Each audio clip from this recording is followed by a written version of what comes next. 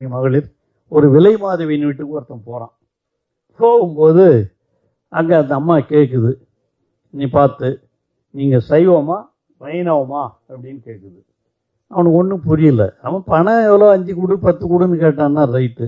என்னடா இங்கே வந்திருக்கிறோம் நாம ஒரு விலை மாத வீட்டுக்கு, நம்மளை சைவமா வைணவமான்னு கேட்குறாங்க அப்படின்னு கேட்டான். அந்த அம்மா சொல்லிச்சான், என்னம்மா ஒன்றும் புரியலையே அப்படின்ட்டான். ஒன்றும் இல்லை, சைவம்னா இப்படி வைணவம்னா இப்படின்னுச்சான். ஒன்றும் புரியல. சைவம்னா இப்படி வைணவம்னா இப்படி. ஒன்றும் புரியல.